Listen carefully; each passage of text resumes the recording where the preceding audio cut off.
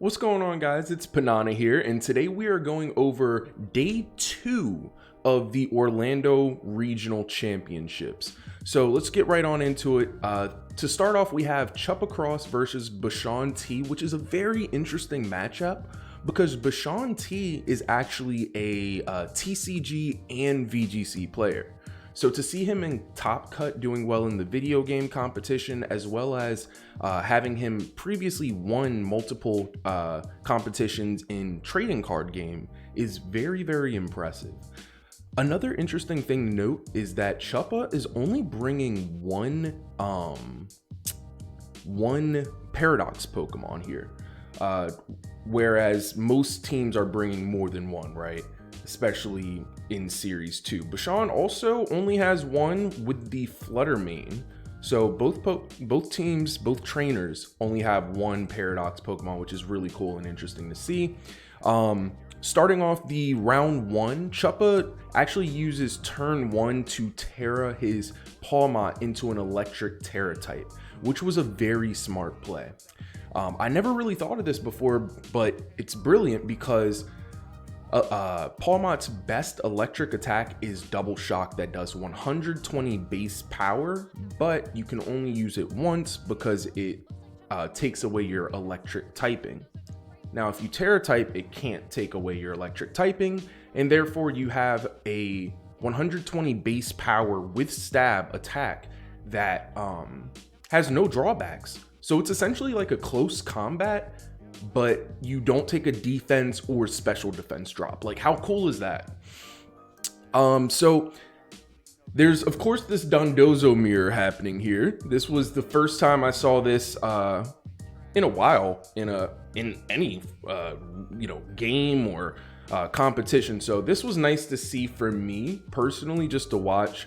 Bashawn was actually down a Pokemon early in this matchup, so he did end up having to forfeit after playing out the mirror for a little bit of time here. Now in round 2, Chuppa actually gets a really clutch Revival Blessing that saves his Dondozo combo. As you can see, Tatsujiri was down, so he actually revives the Tatsujiri and gets his Dondozo in. He actually was very clutch and used another Double Shot Terra to take out Bashawn's Tatsujiri. So basically, Bashawn was left without Tatsujiri throughout this match, and he kind of had to play with Dondozo without his boosts. So you can imagine that Chuppa took this match pretty handily.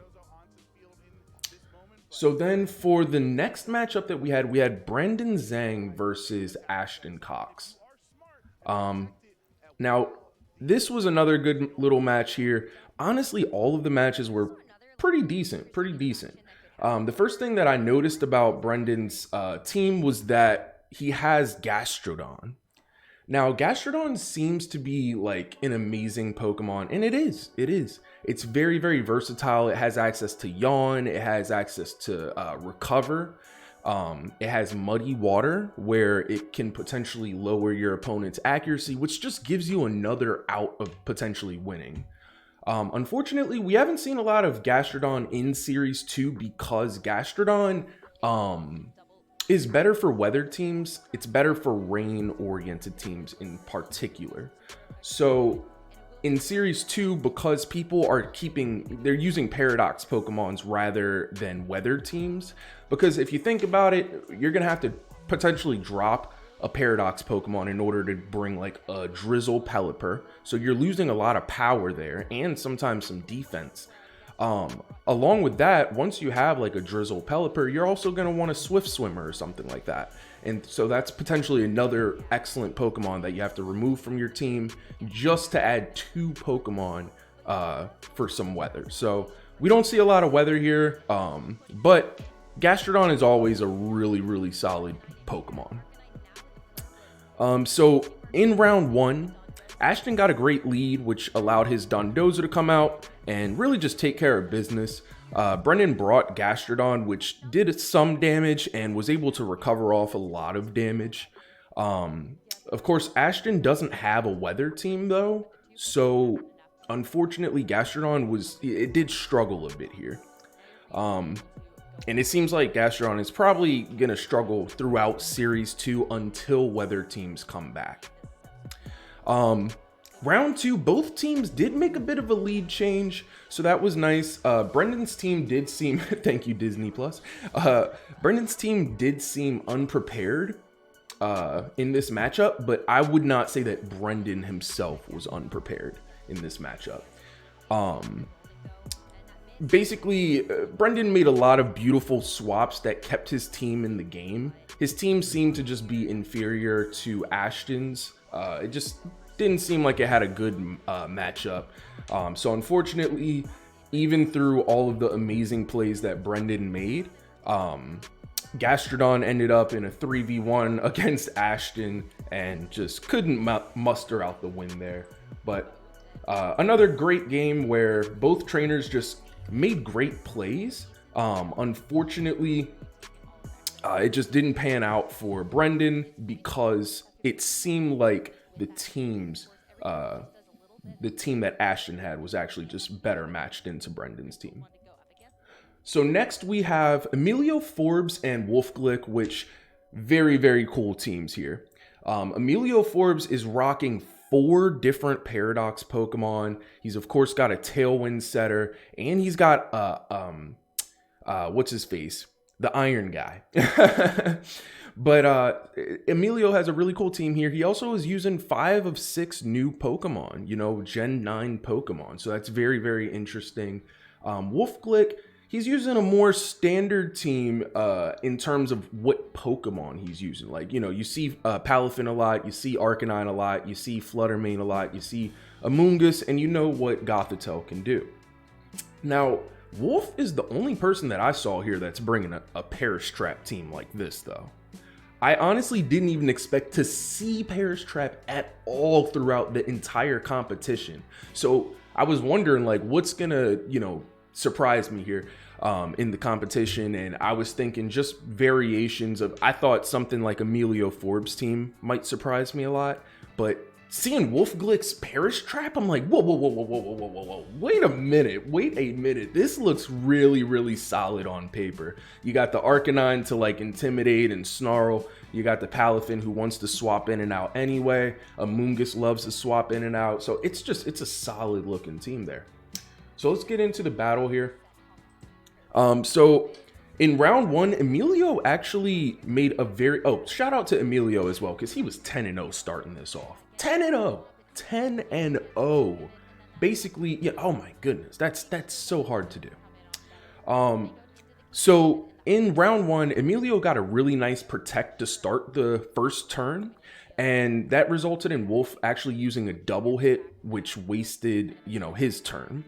Wolf brought Screamtail, but he ended up using 2 Play Roughs instead of Perish Song. So that was very interesting to me. Wolf then repositions the Screamtail with the Gothitelle and then gets an awesome Protect on Emilio's double target.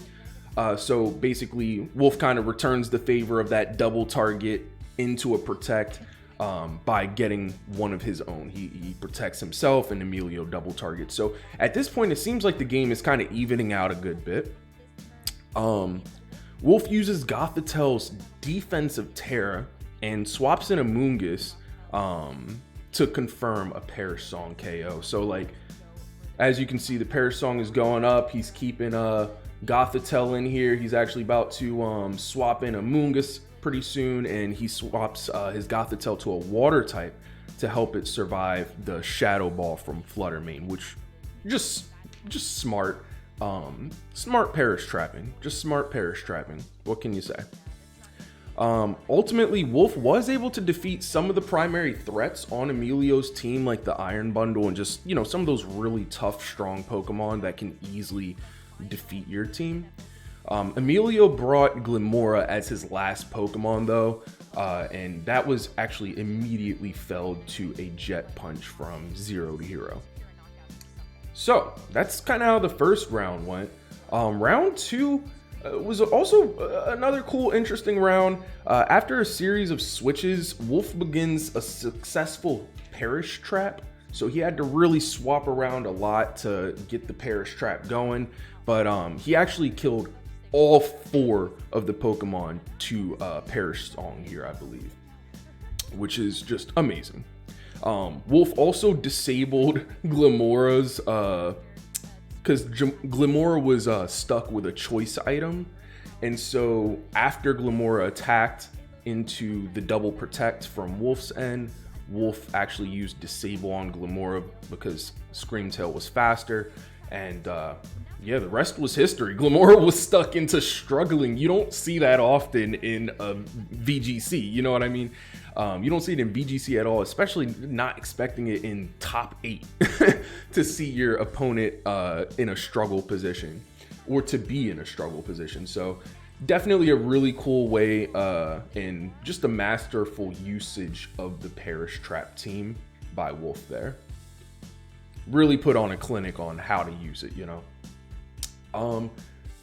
Then we've got James Evans versus Toller Webb. So a lot of people know about James Evans already. He's actually won a couple of recent regionals. I think he won some Sword and Shield, a lot of Sword and Shield things. So what was really cool about this team is both of them have Gothitelle and Tyranitar. So those are very low usage Pokemon. So it was very cool to see them both rocking them together. They do have a lot of the same core as well. They have both Great Tusks and Iron Bundle as well. So getting into round 1 with these guys, Toller doubles into Sylveon before it can even move, while James makes a trade by attacking using his Terra to knock out Fluttermane, who Toller's Fluttermane got knocked out in 1 hit because it did not have Focus Sash. It has Booster Energy. So really cool option, because with Booster Energy, you can actually increase Fluttermane's speed to outspeed other Fluttermanes. So definitely a cool option. Toller decided not to Tailwind. He just completely opts out of it on this first game here, which I thought was pretty unfortunate because it meant that Talonflame was a bit of dead weight. It hurt itself with all of its attacks and can't withstand T-Tar's Sandstorm. So ultimately, both of the players played really well in the first match. It was pretty darn exciting. As you can see, it was a bit of back and forth going on there. But ultimately, I think the usage of Talonflame could have been better. I think a Tailwind would have been helpful. Now, he probably knows the speed tiers better than I do, but it seems like the Tailwind would have been helpful, especially because otherwise Talonflame is stuck using Brave Bird and Flare Blitz, which ultimately are just gonna slowly but surely decrease its power and health. So in round 2, both players, as you can see, brought Gothitelle to lead. So this was hilarious because it was like, oh my gosh, that means nobody can swap out. So that was pretty funny. And then, so James got excited by this and he used his Terra on Dragonite, who was flinched with Fake Out on turn 1. And then Dragonite was actually KO'd turn 2 by Fluttermane, which was crazy. Meanwhile, James failed to really make a dent into Toller's team. Toller gets a nice Shadow Ball critical hit, 1-hit KO on Iron Bundle down the road in this match, or in this round.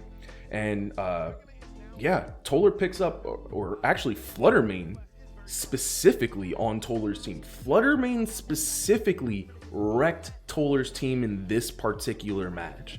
Fluttermane picked up all 4 of the KOs on James's Pokemon. So again, that booster energy, allowing it to outspeed most things, it being ghost type, being immune to extreme speeds, like, oh my goodness, Fluttermane was actually just wrecking through. And you can kind of see James like this right now. He's like, oh my goodness, what am I supposed to do with this Fluttermane? But yeah, Fluttermane picks up all 4 of the KOs.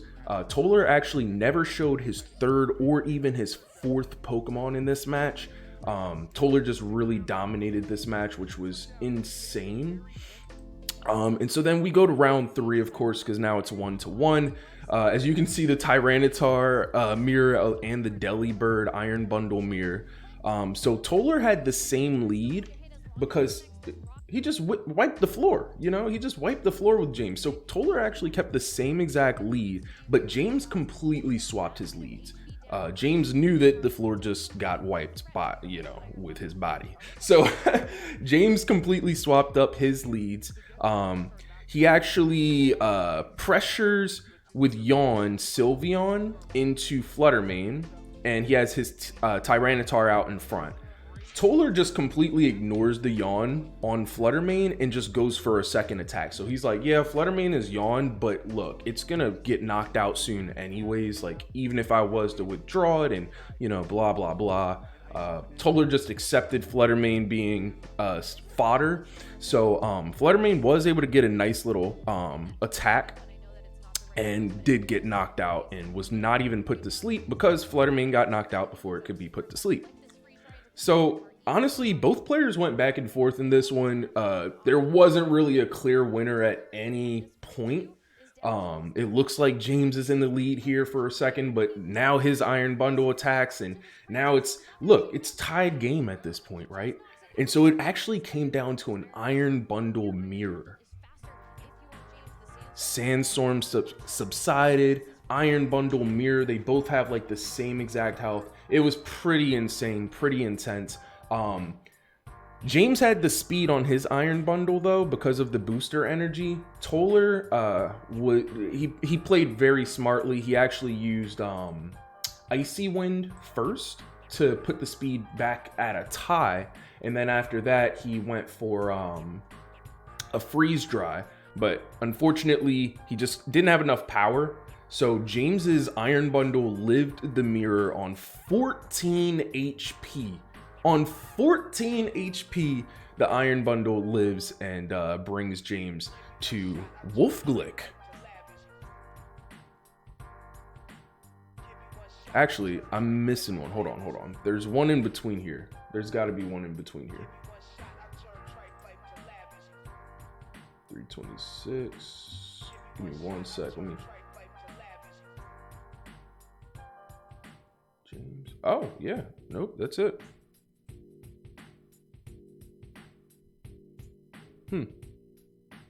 So weird. That's actually super weird. I can't find my notes on this match here. Let's go look at the matchup though. Yeah, so this match, I remember this was like a really good match. Wolf kind of really yeah, he put on a clinic, I believe. Yeah, Wolf just kind of ran him into the ground with the Perish Trap strategy. I'm really surprised. Where are my notes for this? I might have to go back and rewatch this game just to make sure that I saw it. Maybe somehow, some way I missed it. It was a 6-hour stream, so I was watching it live. Maybe, I don't know. But okay. But yeah, so Wolfglick does more of the Perish Trap things. As you can see, James puts up a good fight like a lot of the trainers do. But nobody's really expecting this Perish Trap. Nobody was expecting this. Nobody was prepping for this. So, sheesh, yeah, it was just very hard for James to get out of this one. I believe, did he just get 2-0'd? Yeah, I believe he just got 2-0'd here. Yep, yeah, he just got 2-0'd. And so then on to the next match that we do have notated. We got Ashton Cox versus Chuppa Cross. We've already kind of talked about both of these teams a bit. Chuppa is the team with one Paradox Pokemon. Ashton does have a Dondozo Tatsujiri, but he's rocking triple Paradox Pokemon. So as you would think, Ashton probably has the upper hand, right? So in round one, both of them had actually brought the Goldengo and did their Terra Steel Make It Rain tings. You know, that's what it's known for. Ashton knocks out Brute Bonnet before it can actually move with his Iron Hands. Chuppa immediately goes for his Dondozo after the failed turn 1. So Chuppa just had a rough turn 1. He immediately just swaps into Dondozo. Ashton realizes this and swaps to his own, but doesn't double swap to his Tatsujiri on that very first turn. So now we got a Dondozo mirror. Chuppa has leftovers and more HP to start though, because Chuppa got his Dondozo out first with the Tatsujiri. Ashton is actually Resto Chesto versus the Leftovers. So Chuppa just gives in pretty immediately, not wanting to waste time. It seemed that Ashton could actually run down the timer because, like I said, Chuppa had such a rough turn one where he lost that Brute Bonnet that basically he was in the Dondozo mirror. He was down 3 to 4 Pokemon and the timer was just gonna run out. So Chuppa does go ahead and concede that first match just to not waste anyone's time, which is always very respected and respectful. Round 2, they both bring Golden Go and Terra, but Chuppa brings Pawmot while Ashton avoids a Pawmot fake out by actually switching to Tatsujiri instead of attacking with Iron Hands. So basically, Ashton starts off with Iron Hands in order to not get faked out and then hit with a Make It Rain. He actually just brings in Tatsujiri immediately because Tatsujiri, as long as it survives, and it survived on red health, but as long as Tatsujiri survives, you can still throw out your Dondozo. So that was a really smart play by Ashton. It kept his Pokemon alive. It kept him in the 4 to 3 or 4 to 4, advantage sort of. So Ashton does clean up with a double KO afterwards, putting Chuppa in the danger zone with just a 4 to 2 match. And he only had Dondozo and Tatsujiri. So it seemed Chuppa, he swapped out properly the first time. That was the thing. It seemed like Chuppa, whenever he brought his first 2 Pokemon, his lead Pokemon, Chuppa just wanted his lead Pokemon to do more than they did. He wanted them to do more than they did and maybe even more than they could. And so Chuppa would leave his Pokemon in for potentially too long. And if you're in a Dondozo mirror, this is my takeaway here. If you're in a Dondozo mirror, you need to have all 4 of your Pokemon alive, because if it runs down to the timer, you need all 4 of your Pokemon alive in order to win, win from the timer, basically. So Chuppa was very, very respectful throughout these matches. He did quit early both matches because they didn't need to be played out. So very, very respectful. Huge shout out to him for just doing that and being responsible and respecting people's time. He also performed wonderfully. He's in Masters top 4, so I mean, amazing job by him. Just a solid all-around guy. You know what I mean? Just a solid all-around guy. You gotta hats off to him. All right. And so for the finale, we have, of course, Wolfglick and his Perish team that just won't stop. And then we have Ashton Cox, who we just saw play out a Dondozo mirror perfectly. Really, really perfectly. Again, if you're in a Dondozo mirror, you need to swap out your Pokemon early, force the mirror, do something. So both of these players had very, very different teams, as you can see here. Wolf obviously has a different team from like everybody in the format. So, you can't really say anything crazy about that, but they do have just very different teams here. I had to watch this one back a second time to actually even understand what everyone was doing, what was going on, why they were doing it. And honestly, this game really can't be reported on. It should not be reported on. Both teams were so very different, and both trainers had a clear program, had a clear idea of what they wanted to do. Excuse me. They had a clear plan and path to victory, essentially. They know their worth. They have a lot of experience with their teams. They have a lot of experience as trainers in general by themselves. And so I really don't want to leave any spoilers here on what happened with the Perish Trap team. I think everyone kind of knows what happened with the Perish Trap team. But yeah, definitely just watch it, guys. This is the championship match. Just watch it. It's the championship Orlando match. So that is all, guys. Thank you so much for checking it out. Definitely make sure that you like and subscribe.